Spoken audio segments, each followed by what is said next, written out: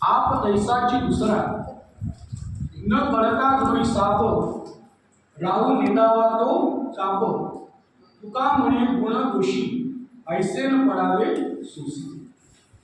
चिंतनाला घेतलेला अभंग जगद्गुरु जगतवंद्य तुकाराम महाराज यांचा आहे. मी गुरु आहे आणि मी शिष्य आहे हे दोन्ही गोष्टीचं विरोध मिळवणे हे मूढतेचे लक्षण नसून आधुनिकपणाचे लक्षण आहे असे अभंगातून तुकाराम महाराज सगळ्यांना सावधतेचा इशारा देत आहेत. आणि त्यासाठी आपण चिंतन मांडतो आहे की सावध वागा सावध वागा. खरं आणि खोटं यांचं मिश्रण जगामध्ये असल्या कारणाने आपण थोडंसं सावधपणे चाललं पाहिजे.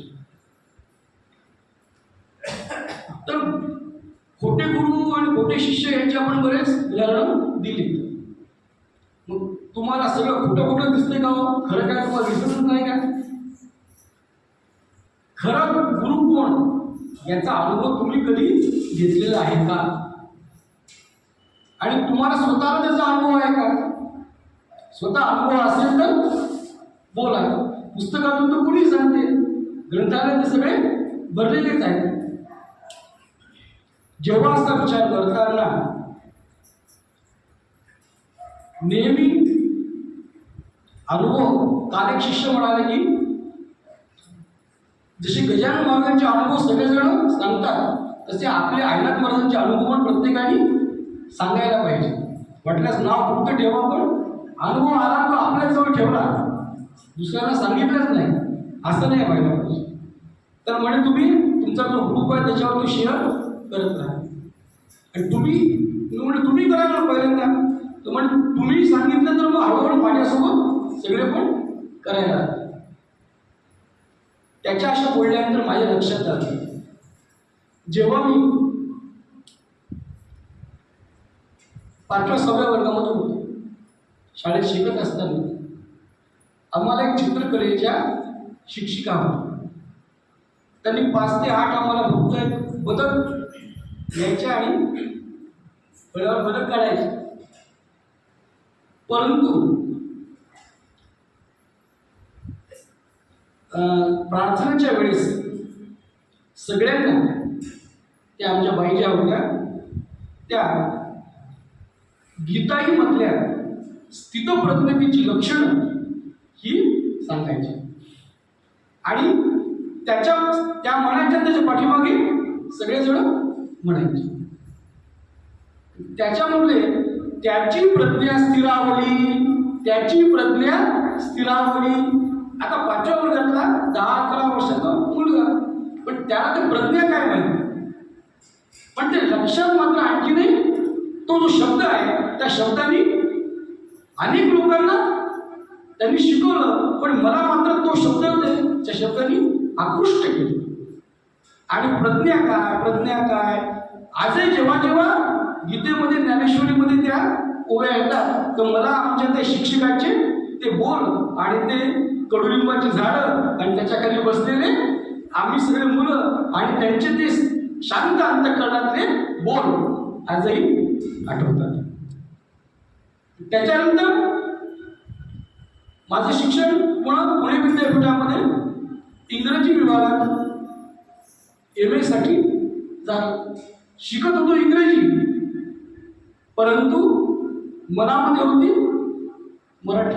माझा मराठाची बोलत के परी अमृतातील पैजा जिंके ऐसी अक्षरे रसिके थोर मिळवले.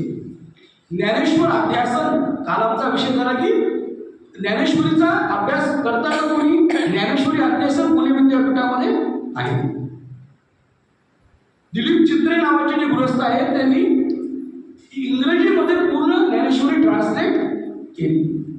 तुकारामाचे अभंग तुका सेज म्हणून सगळ्या जगाच्या समोर आणले. तर शालेय दशेपासून तर आतापर्यंत कळत नकळत मला जेथे जातो तेथे तू माझा सांगाती चालविसी हाती धरून या. असं जे अधिष्ठान असणारे सद्गुरू ते आपल्यासोबत असो नसो, आपण कितीही दूर असो, आपण कोणत्याही अवस्थेत असो, परंतु ते जे आहेत ते आपलं अनुसंधान आपण त्यांचे ठेवो अगर न ठेवो, पण ते आपल्याविषयी जे अनुसंधान तुटू देत नाहीत आणि आपल्याला जे आहेत सारखं एका मार्गावर जे आहेत जिकडे न्यायचं आहे त्या ठिकाणी नेतात. असा स्वानुभव असल्या कारणाने, अशा गुरुचा अनुभव असल्यामुळे आचार्योपासनेच्या त्या ज्या ओव्या आहेत त्या मनाला नेहमी भिडत राहिल्या. ये शरीराची माती त्या क्षितीला तिथे नेऊन ठेवेल तिथे माझे गुरुचरण जे आहेत ते उभे थांबतील. हे जे ध्यान माऊलींनी केलेलं आहे. असे सद्गुरू ऐनाथ गुरु माझे आई आणि मजला ठाव द्यावा पाहिजे. असे सद्गुरू असतात आणि ते सद्गुरू सगळ्यांना लाभायला पाहिजे. आणि गुरु जे आहे ते आपल्या शिष्याचं कल्याण केल्याशिवाय गुरुला कधी मुक्ती नाही. गुरु जर वाहत गेला तर त्याच्यासाठी त्यांना मात्र नेहमी जागरूक राहावं लागतं.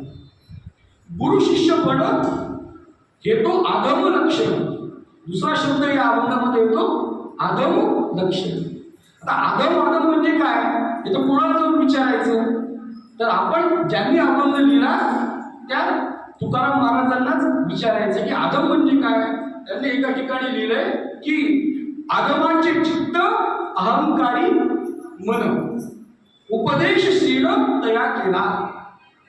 आगम म्हणजे कोण, त्याचं चित्त अहंकाराने, त्याचं मन अहंकाराने भरलेलं आहे आणि त्याला जो उपदेश केला तर शेवटी विचारलं रामाची सीता कोण, पालत्या गड्यावर. दुसऱ्या अभंगात ज्ञानेश्वर महाराज सांगतात की नागले देखोनी चांगले बोले. एखादा माणूस जर नागवा म्हणजे खूप जर भांडखोर असला म्हणतो नंगेसे उदाहरणे, तर त्याला मात्र द्रुजरम प्रथमम वंदे, तू फार चांगला, त्याला काय म्हणायचं, चांगला म्हणायचं. आणि आपले वेचूनी त्यापुढे फुले, जे जे आपल्याजवळ आहे ते तुमच्यासाठी आणलं आणि तुम्ही काय करा, आमच्याकडे रोखून पाहू नका, तुमची दृष्टी आमच्याकडे वळू नका.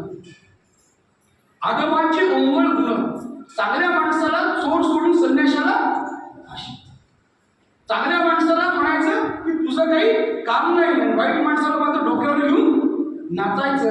हे कोणाचं लक्षण आहे, आगमाचं लक्षण. तुकाराम महाराजांनी आपल्याला सांगितलं. आगमाचे ओंगळ गुण उचित देणे तो धर्म. त्याला धर्म काय माहिती, फक्त त्याला काय माहिती, स्वतःचा स्वार्थ तेवढा माहिती. अर्थभूतानं घाली पाण्याची चुळ. एखादा ताणलेला माणूस आला त्याला गुडभर जरी त्यांनी पाणी मागितलं तर त्याला तो पाणी देणार नाही. धड बोली न माता पितरा. आपल्या घरच्या आई वडिलांना चांगलं बोलणार नाही, तुळशीला कधी पाणी घालणार नाही, पण केळीच्या झाडांना मात्र दूध घालायला कमी करणार नाही. राजाच्या समोर, मंत्र्याच्या समोर आज कोण येणार आहे, आमचे पालकमंत्री येणार आहेत, पण घरी मात्र आईला दोन शब्द चांगले बोलायचे. न मगे त्यासी घाली साखर गुळ. तो म्हणतो की मला याला वेळ नाही ना, तुमच्यासाठी मी पदार्थ करतो. जो तुमच्याकडे पाणी मागायला त्याला पाणी द्यायला तयार नाही, पण जो तुमच्याकडे यायला तयार नाही त्याला काय करतो, रेड कार्पेट. एकासी धड बोले वाचा आणि एकासी म्हणे मी तुझे बांधीचा. साधं एकाकडे पाहायलाही तयार नाही आणि जो श्रीमंत आहे त्याच्याकडे मान सन्मान आहे त्याला काय म्हणतो की तुझ्या मी नौकराचा देखील नौकर आहे, तू फक्त मला म्हणशील तसं मी करतो. एका देखोनी लपवी भाकरी आणि एकासी आठ कोणी हो तरी. जर कोणी भुके राहिला तर त्याला आपली भाकर, आपल्या अन्न लपव. आज काय एकादशीच आहे, आमच्याकडे काही केलंच नाही, आज तर आम्ही दुसरीकडेच दुसरा जर म्हणाला मोठा माणूस की नाही हो आम्हाला वेळ नाही काही नाही तरी त्याच्याकडे त्याच्या पायावर आडवं पडून पडून कसंही करा पण एक वेळ आमचे घरी मग याच. तुका म्हणे ते गाढव पशु. असे जे लोक आहेत ते गाढव आहेत. लाभे वीण केला आयुष्याचा नाश. एकाशी एक वागायचं आणि दुसऱ्याशी दुसरं वागायचं. रस्ता आहे साधा. रस्ता म्हणतो का की मी याला चालू दिलं त्याला चालू देणार नाही. आकाश म्हणते का मी कोणाला सांभाळणार नाही. पाणी म्हणते का मी एकाला चांगलं लागेल दुसऱ्याला वेगळं लागेल. पाणी तया कडू आणि गाडी तया पाणी तया कडू आणि गाडी तया कडू ऐसे नव्हेची का म्हणून इक्षू दंडू जैसा. उसाचा जो दांडा आहे तो म्हणतो की ज्याने मला लावलं त्याला मी गोड आणि जो मला चरखामध्ये